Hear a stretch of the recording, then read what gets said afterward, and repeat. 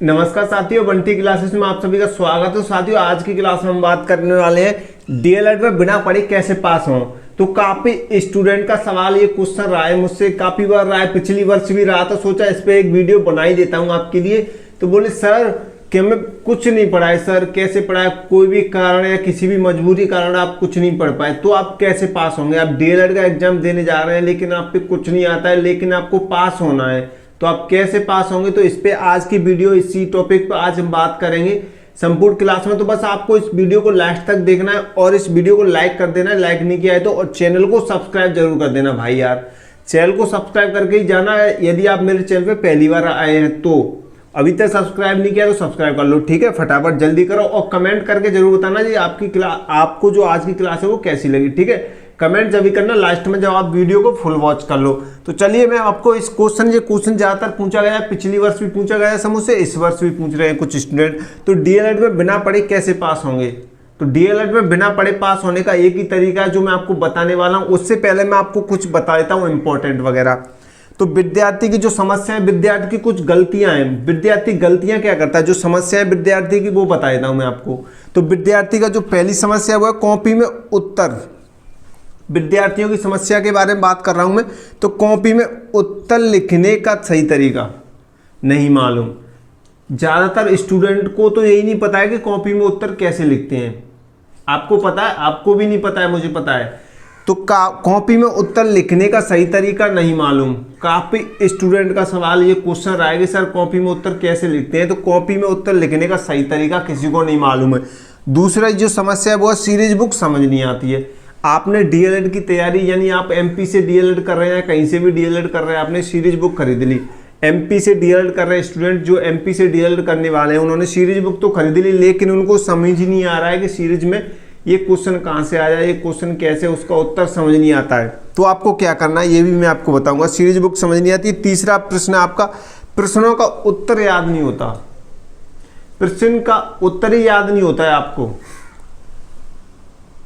और आपका चौथा क्वेश्चन है साल भर कुछ नहीं पढ़ा। आपने तो साल भर कुछ नहीं पढ़ा, पूरा साल निकल गया, कल का एग्जाम है या हफ्ते बाद एग्जाम, 7 दिन बाद एग्जाम है, 8 दिन बाद एग्जाम है, या 10 दिन या महीने भर बाद एग्जाम है। 1 महीने में आपके एग्जाम होने वाले, लेकिन आपने साल भर निकाल दिया, कुछ नहीं पढ़ा है। अब क्या पढ़ोगे।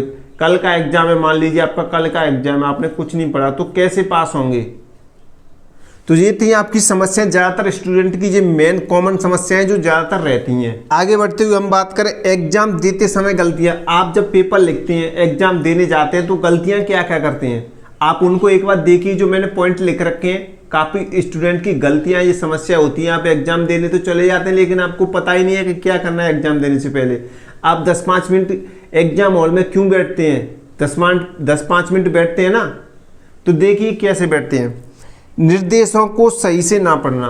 ज्यादातर स्टूडेंट क्या करते हैं, पेपर मिला, कॉपी मिली, सीधा पहला क्वेश्चन देखा पेपर में, कहां से पेज पलटिया और लिखना शुरू कर दिया। उनको ये नहीं पता है भाई क्या कर रहे हैं हम, क्या कह रहा है हमसे क्वेश्चन, क्या पेपर के बारे में क्या कुछ पता है आपको, नहीं पता ना। तो सबसे पहले निर्देशों को सही से पढ़ना। निर्देशों को सही से पढ़ना है आपको। इसमें स्पष्ट लिखा है निर्देशों को सही से ना पढ़ना। ये हर एक ज्यादातर स्टूडेंट की समस्या होती है, ये गलतियां होती हैं ये। और प्रश्न का उत्तर लिखते समय शब्द सीमा का ध्यान ना रखना। डीएलएड का आप पेपर देने गए, आपको ये नहीं पता है 2 अंक के क्वेश्चन में आपको कितना बड़ा आंसर लिखना है, उत्तर लिखना है। 2 अंक के प्रश्न में आपको कितना बड़ा उत्तर लिखना है, आपको पता है, नहीं पता है, लिखते जा रहे हैं, क्या फायदा भाई। ज्यादातर गलतियां करते हैं स्टूडेंट। प्रश्न का उत्तर लिखते समय शब्द सीमा का ध्यान न रखना। उत्तर लिखते समय शब्दों का ज्यादा दूरी छोड़ना, शब्दों में ज्यादा दूरी छोड़ना। उत्तर लिखते समय शब्दों में ज्यादा दूरी छोड़ना, शब्दों में ज्यादा दूरी छोड़ना।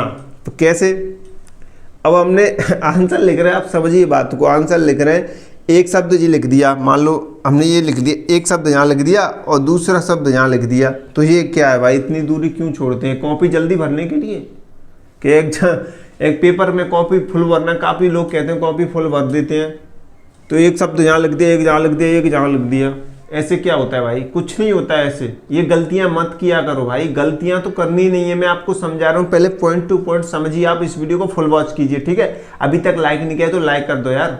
और चैनल को सब्सक्राइब कर लो बंटी क्लासेस को अभी तक सब्सक्राइब नहीं किया है तो। ठीक है, ये हो गया हमारा, ये हो गया शब्द उत्तर लिखते समय शब्दों में ज़्यादा दूरी ना छोड़ना। ठीक है, शब्दों में ज़्यादा दूरी ना छोड़ना। अब चौथे पॉइंट की बात करें हम, उत्तर गलत होने पर उसे काटना। मान लीजिए आपसे एक छोटा सा उत्तर गलत हो जाता है, कोई लाइन गलत हो जाती है, पूरा आंसर तो किसी से गलत नहीं होता है, दो एक आध शब्द गलत हो जाता है, आप उसमें पैर रिगड़ते रहते हैं, ये क्या होता है भाई? इससे एग्जामिनर का जो कॉपी चेक करने वाला होता है ना, उसका सबसे ज़्यादा मूड खराब होता है इसे देख के, इसने कट्टा पीट कैसे किया भाई? क्या है ये काट पीट करना? तो ये काट पीट करना ठीक नहीं है। ठीक है, ये हो गया। आगे बात करें 5वें की, तो प्रश्न क्रमांक सही से ना लिखना। प्रश्न क्रमांक सही से ना लिखना, प्रश्न पता ही नहीं है कौन से का उत्तर लिख रहे हैं और प्रश्न लिख ही नहीं रहे हैं, आप उत्तर लिख दिया, लिखने लगे, ये क्या है भाई? इससे एग्जामिनर को प्रॉब्लम होती है। सही से आंसर देना सीखिए, क्रमांक लिखना सीखिए कि प्रश्न कौन सा लिखना है। आगे बात करें हम, तरह तरह के पेन से लिखना। ज़्यादातर स्टूडेंट यही गलती करते हैं। मेरे पास अभी भी कुछ स्टूडेंट के मैसेज आए कि सर कलर पेन यूज कर सकते हैं पेपर में, कि तरह तरह के ब्लैक पेन, ब्लू पेन या नीले पेन से लिख सकते हैं सर। ये क्या है भाई? एक ही पेन यूज करो ना, ज़्यादा पेन यूज करने से क्या होगा? ज़्यादा नंबर मिलेंगे आपको। कहाँ से लाते हैं भाई ये सब? सोचते हैं आप ज़्यादा पेन यूज करने से ज़्यादा नंबर नहीं मिलते हैं भाई, नहीं मिलते हैं। आप अच्छे से समझिए मैं क्या कहना चाहता हूँ। हर एक एग्जाम में एक ही पेन यूज करना है। मान लीजिए वो भी ब्लू पेन, सब जगह कौन सा पेन चलता है? ब्लू पेन चलता है, नीली का पेन चलता है, तो आप नीली का पेन यूज करो ना। जैसे कि आज का पेपर है, आज के पेपर में आपने एक ही पेन यूज करना है, पेन चेंज मत किया करो, नहीं तो दिक्कत होती है। उसमें राइटिंग वगैरह है, पेन से चेंजिंग हो जाती है, कहीं गहरा लग जाता है, कहीं वैसा लग जाता है, तो उसको लगता है कि यहाँ से किसी और ने लिखा है, यहाँ से किसी और ने लिखा है, तो नकल वगैरह में आ जाता है ये सब। तो हमेशा एक ही पेन यूज करें। और मैं आपको बता दूं, बिल्कुल नया ब्रांड पेन यूज ना करें। जैसे आप पेन ले गए सीधा एग्जाम में ही यूज कर रहे हैं, उसे ना करें, पहले घर पे यूज करें उस पेन को, थोड़ा बहुत चलाएं, कम से कम थोड़ा इतनी स्याही है उसमें, तो कम से कम इतना तो घर पे ही खर्च करके ले जाओ उस पेन को। ठीक है, थोड़ा सा घर पे खर्च करके ले जाओ लिख लिख के, ताकि अच्छा चलने लगे वो पेन। एक अच्छा पेन खरीदो हमेशा एग्जाम में, ठीक है, ताकि क्योंकि कॉपियाँ वगैरह इधर उधर होती रहती हैं, तो स्याही क्या है, अच्छी बेटर स्याही का मतलब अच्छी रेट का पेन खरीदो, थोड़ा अच्छा हो, उसकी स्याही जल्दी ना बिखरे। ऐसे कॉपियाँ वगैरह यहाँ से गिट्टी होकर कहीं और जाती वगैरह वगैरह, तो कॉपियाँ उसमें स्याही नोकल होती है, नोकल 1-2-3 रुपये वाला पेन ले जाते हैं काफ़ी स्टूडेंट, तो फिर स्याही मिठ जाती है और पूरा बेकार हो जाता है पेपर। ज़्यादा स्याही छोड़ने वाले पेन यूज ना करें, तो आप इस चीज़ पर ध्यान देंगे। ठीक है, तो ये थी विद्यार्थियों की समस्या और ये थी एग्जाम देते समय गलतियाँ। तो इन गलतियों को ना करें और ये समस्या देख लो। अगर आपने इनको नहीं पढ़ा है तो आप स्क्रीनशॉट ले सकते हैं, अच्छे से पढ़िए। ठीक है, अब आगे बढ़ते हैं हम। डीएलएड की कॉपियाँ कैसे चेक होती हैं? जो एग्जामिनर होता है वो डीएलएड की कॉपियाँ कैसे चेक करता है, तो इसके बारे में बात करें। डीएलएड की कॉपियाँ कैसे चेक होती हैं, तो एग्जामिनर क्या देखता है कॉपी में? जो एग्जामिनर होता है वो चेक करता है, वो क्या देखता है कॉपी में, तो इसके बारे में बात करें। मैं क्या वो शब्द सीमा देखता है कि किस स्टूडेंट ने जो शब्द सीमा देखकर क्वेश्चन का आंसर लिखा है या वैसे ही लिख दिया है अंदाजा से? क्या वो लिखने का तरीका देखता है? तीसरे नंबर पर कितने पेज में उत्तर लिखा है, ये चीज देखता है वो, किसने कितने पेज में उत्तर लिखा है। उत्तर लिखने की शुरुआत कैसे की, उत्तर लिखते समय क्या क्या गलतियां की, ये एग्जामिनर देखता है। तो बिल्कुल सही है भाई, ये सब चीज़ देखता है एग्जामिनर। शब्द सीमा देखता है, लिखने का तरीका देखता है, कितने पेज में उत्तर लिखा है, उत्तर लिखने की शुरुआत कैसे की, उत्तर लिखते समय क्या गलतियां की। मैं आपको बता दूं, ज़्यादातर एग्जामिनर होते हैं ना जो कॉपी चेक करने वाले होते हैं, वो कभी भी आंसर नहीं पढ़ते हैं। भाई आप ही बताइए, जब हर एक एग्जामिनर हर एक आंसर को जब पढ़ पढ़ के देखेगा तो भाई कितना टाइम लगेगा कॉपियाँ चेक करने में? सालन लग जाएंगी। एक कॉपी नहीं होती है जो उसे कर देगा। जब काफ़ी बहुत सारी कॉपियाँ होती हैं चेक करने के लिए एग्जामिनरों के पास, तो वो क्या देखते हैं, वो देखते हैं, उसने पूछा एग्जाम में भाषा किसे कहते हैं, तो वो देखेगा भाषा किसे कहते हैं, 2 नंबर का शब्द है, यानी 2 अंक, यानी 2 अंक का प्रश्न है ये, तो उसमें देखेगा उसने क्या, उसने पूछा भाषा किसे कहते हैं, 2 अंक का प्रश्न है, आपने पूरा पेज भर दिया। एग्जामिनर क्या कहेगा, भाई बड़ा मूर्ख लड़का है यार ये, तो इसने 2 अंक में ही पूरा पेज भर दिया, इसका तो टाइम वेस्ट है भाई।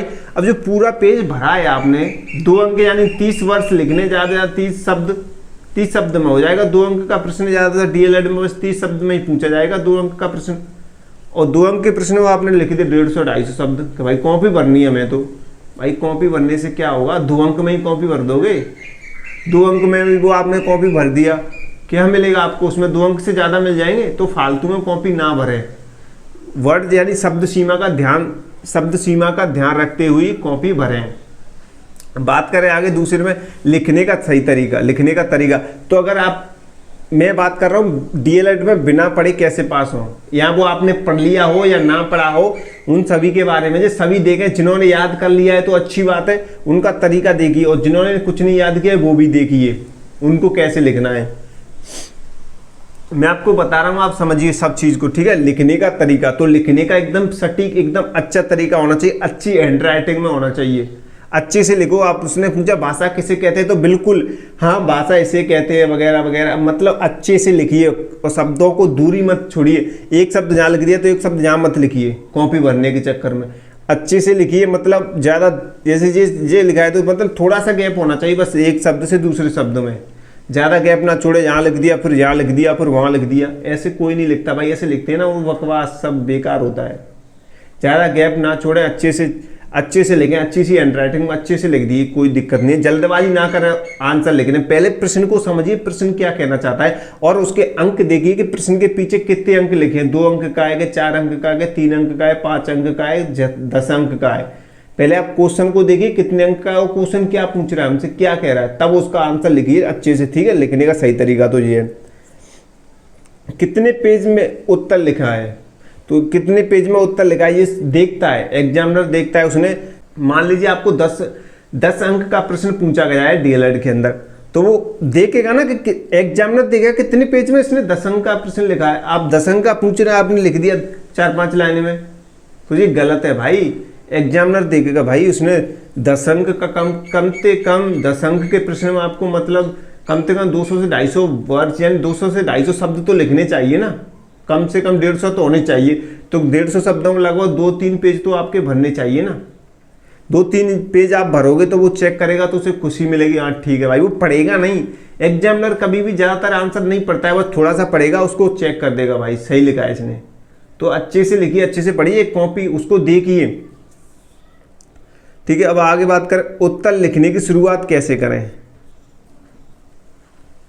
उत्तर लिखने की शुरुआत कैसे करें, तो जो हमारा जो क्वेश्चन है वो उत्तर लिखने की शुरुआत कैसे करें।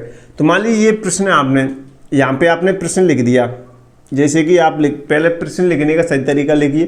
प्रश्न आपने लिख दिया, ये प्रश्न लिखा है आपका, प्रश्न मत लिखिए, आप लिखिए प्रश्न क्रमांक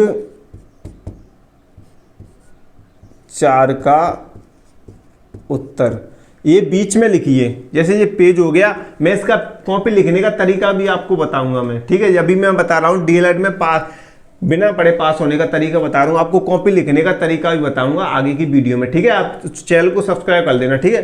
तो ये उसने लिख दिया प्रश्न क्रमांक 4 का उत्तर, इसे ऐसे कोई डिब्बे में बंद कर दो, ठीक है। बीच में लिखना है, जैसे ये कॉपी है इसके बीच में लिखना है। यहाँ पे जैसे मैंने ये लिख रखा है ना बंटी क्लास, ऐसे इसमें बीच में लिखो ऊपर, और इसे इस डिब्बे में बंद कर दो ताकि उसे प्रश्न क्रमांक 4 का उत्तर, जैसे ही एग्जामिनर इसे देखेगा सीधा नजर उस पर ही पड़ेगी भाई, उसे ढूंढना नहीं पड़ेगा कि ये किस प्रश्न का उत्तर आपने लिखा है। वो देखेगा हाँ भाई इसने प्रश्न क्रमांक 4 का उत्तर लिखा है, ठीक है। ऐसे और क्रमांक बाई क्रम बाई क्रम लिखे तो ज़्यादा बेटर, उससे ज़्यादा दिक्कत नहीं होती है एग्जामिनर कॉपी चेक करने में।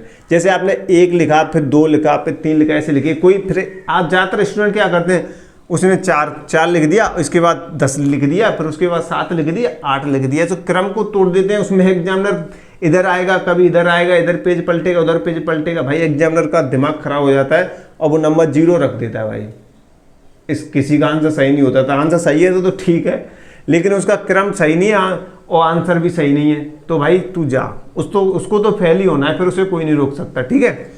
फेल नहीं होना है तो क्रम बाई क्रम आंसर लिखें, ठीक है, प्रश्न का। आगे बात करें हम उत्तर लिखते समय क्या गलतियां की हैं। उत्तर लिखते समय क्या गलतियां की हैं ये भी चेक करता है। तो भाई ज़्यादा कट्टा पिट्टी ना करें, जैसे कि मान लीजिए हमसे एक ये लाइन लिख दिया हमने, हम पे एक चीज़ गलत होगी, जिसे कट्टा पिट्टी ना करें, गलत होगी तो हो जाने दो, उसमें कोई दिक्कत नहीं। यदि आप इसे कट्टा पिट्टी करोगे तो एग्जामिनर का सीधा फोकस इसी पे होगा, इसे कट्टा पिट्टी करोगे तो आप इसने काटा है यहाँ पे, कहेगा यार क्या मूर्ख लड़का है। अगर इस पर कट्टा पिट्टी नहीं हुई, गलत लिख गया तो लिख जाने तो, इसे कोई नहीं, इस पर नजर ही नहीं जाएगी भाई, उसके उसे पता ही नहीं चलेगा एग्जामिनर है कि उसमें हमने गलत लिखा है कि क्या सही लिखा है उस स्टूडेंट ने। ठीक है, तो ये चीज़ पे ध्यान दें। पास होने का तरीका, ये हमने एग्जामिनर की बात बताई। एग्जामिनर क्या देखता है, कॉपी चेक करता है, तो इन चीज़ों पे ध्यान दें आप। तो सभी प्रश्नों का उत्तर लिखना। तो मैं आपको बता दूं, अगर आप पास होना चाहते हैं एमपी डीएलएड में बिना पढ़े, या तो आपने पढ़ लिया हो सीरीज वगैरह या कुछ भी पढ़ लिया हो, या आप पास होना चाहते हैं बिना पढ़े, ठीक है। तो पास होने का मतलब एक ही तरीका है, मैं आपको बता दूं। यदि आपने बिना पढ़े तो भाई कोई पास नहीं होता है, लेकिन मैं आपको बता रहा हूं आपके पास कम समय है तो आप क्या करना है। यदि आप एमपी डीएलएड के नोट्स लेना चाहते हैं, फर्स्ट ईयर हो या सेकेंड ईयर हो, तो आप इस नंबर पे ले सकते हैं। ये नंबर है 72 40 28 72 81। ये व्हाट्सअप नंबर है, ठीक है। व्हाट्सअप नंबर है 7240287281।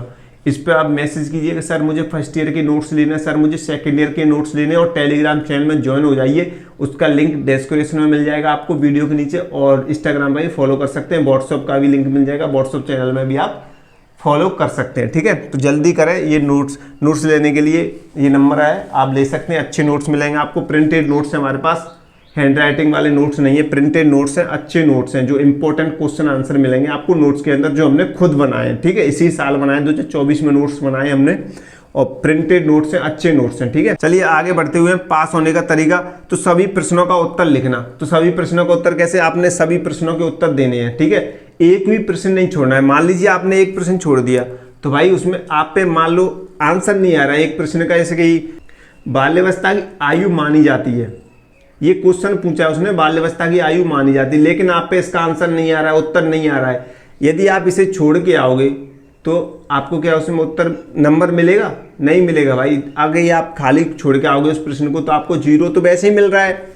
इससे तो अच्छा है उसमें कुछ ना कुछ लिख के आए। यदि 2 नंबर का, 4 नंबर का, 3 नंबर का क्वेश्चन होगा, तो उसमें से ज़्यादा नहीं तो 3 में से 2 नंबर या 1 नंबर तो मिलेगा ही ना, कुछ ना कुछ लिख के आएंगे। तो ऐसे ही पास होते हैं भाई। यदि आप पे कुछ नहीं आ रहा है तो उसमें कुछ ना, उस प्रश्न से संबंधित जो कुछ भी हो, आपके मन में जो कुछ भी चल रहा हो, प्रश्न से संबंधित जो थोड़ा बहुत भी आ रहा है ना, उसको थोड़ा बहुत गलत सलत या थोड़ा बहुत सही, थोड़ा गलत इधर उधर से करा के लिख के आना है। एक भी प्रश्न नहीं छोड़ना। यदि आप एमपी डीएलएड में बिना पढ़े पास हो रहे हैं, तो चाहे आपने पढ़ा हो चाहे नहीं पढ़ा हो, प्रश्नों का उत्तर देना है, सभी प्रश्नों को हल करना है आपको एमपी डीएलएड के अंदर, यदि आप पास होना चाहते हैं। तो जिन्होंने लिखा है, या आप चाहे तो आपने कुछ नहीं पढ़ा हो या पढ़ा हो, जो की परसेंटेज अच्छी बनेगी वो इसी आधार पर बनेगी, जब ये सभी प्रश्नों का उत्तर आप लिख के आओगे। चाहे आप गलत लिख के आओ चाहे सही लिख के आओ, उससे कोई फर्क नहीं पड़ता है। मैंने ये पॉइंट बताए, ये एग्जामिनर देखता है, वो ये नहीं देखता है कि आपने आंसर जो लिखा है वो गलत लिखा है।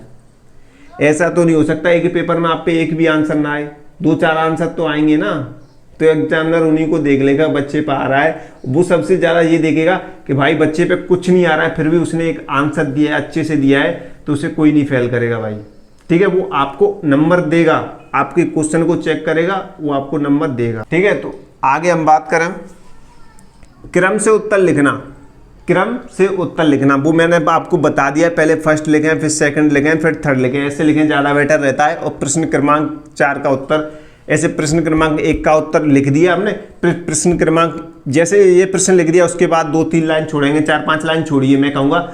जैसे एक प्रश्न हो गया उसके नीचे 1 लाइन छोड़ के उत्तर लिख दिया, ठीक है। उत्तर लिखते ही उत्तर कंप्लीट होता है पहले प्रश्न का, तो उसके बाद आप 3-4 लाइन छोड़िए, फिर लिखिए प्रश्न क्रमांक 2 का उत्तर, फिर ऐसे उसका उत्तर कंप्लीट हो जाए, फिर 4-5 लाइन छोड़िए, ऐसे लाइन छोड़ के लिखिए अच्छा सा, ताकि लगे हाँ भाई एग्जामिनर को भाई ने कॉपी लिखी है एकदम अच्छी, बीच बीच में लिखिए। जैसे जी आपकी कॉपी है तो थोड़ा इधर छोड़ दें, थोड़ा इधर साइड छोड़ दें, बीच में लिखें अच्छे से, ठीक है। मैं बताऊंगा आपको तरीका कॉपी लिखने का, पहले आप ये समझिए।